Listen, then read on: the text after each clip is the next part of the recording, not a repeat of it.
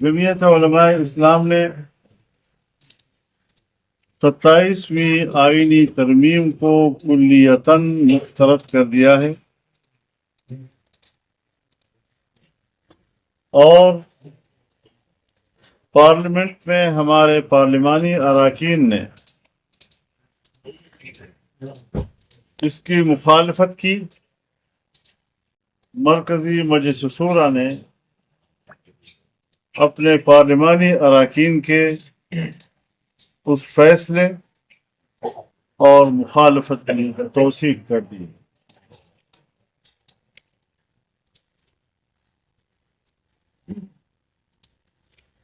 سب سے پہلے بنیادی مسئلے کو دیکھنا ہے۔ 1 سال قبل 26ویں آئینی ترمیم پارلیمنٹ میں لائی گئی اور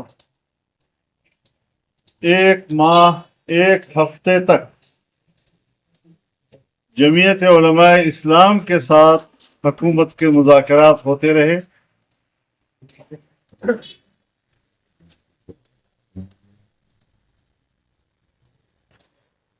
پاکستان تحریک انصاف آن بورڈ تھی اور ہم آئینی ترمیم کے حوالے سے ہر پیش رفت سے ان کو آگاہ کرتے رہے، ان کو اعتماد میں لیتے رہے، ان کی تجاویز بھی لیتے رہے اور ان کی تجاویز پر ہم سٹینڈ بھی لیتے رہے اور حکومت کو وہ مطالبات منوانے پر ہم مجبور بھی کرتے رہے۔ یعنی وہ ترمیم ایک باہمی مشاورت کے مراحل سے گزری اور کہا جا سکتا ہے کہ وہ ترمیم پارلیمنٹ میں متفقہ منظور ہوئی۔ ہماری یہی کوشش رہی کہ آئین میں کوئی ایسی تبدیلی نہ ہو کہ پاکستان کے آئین کے متفقہ ٹائٹل مجروح ہو جائے، لیکن 27ویں ترمیم کے دوران ان کا فرض تھا کہ وہ اپوزیشن سے مشاورت کرتی یا کم از کم جمعیت علماء اسلام کی 26ویں ترمیم ہمارے ساتھ ایک عہد و پیمان تھا۔ انہوں نے ایک فریق کو اس دفعہ مکمل طور پر نظر انداز کیا۔ نظر انداز کیوں کیا؟ اس کی وجوہ بالکل واضح ہیں کہ انہوں نے جبری طور پر اراکین کو توڑا پارٹیوں سے اور ایک جعلی اکثریت بنائی۔ یہ پارلیمنٹ کی فطری اور طبعی اکثریت نہ تھی، بلکہ یہ 2/3 اکثریت جبری اور جعلی تھی۔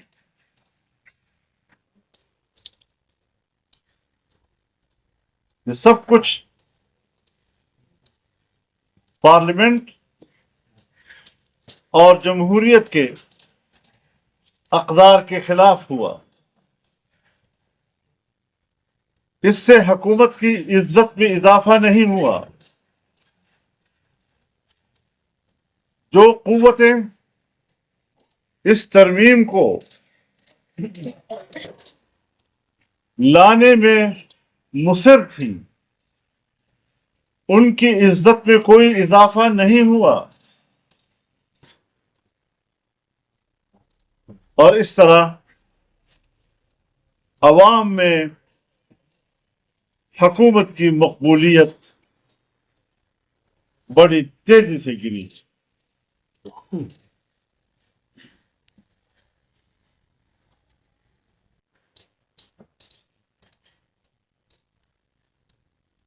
اس 27ویں ترمیم میں جن چیزوں سے حکومت دستبردار ہوئی تھی، 27ویں ترمیم میں انہوں نے اراکین کے ہاتھ مروڑ کر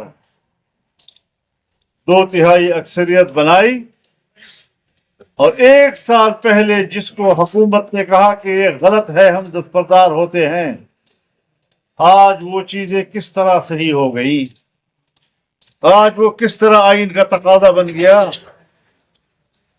آج وہ کس طرح جمہوری عمل ٹھہر گیا.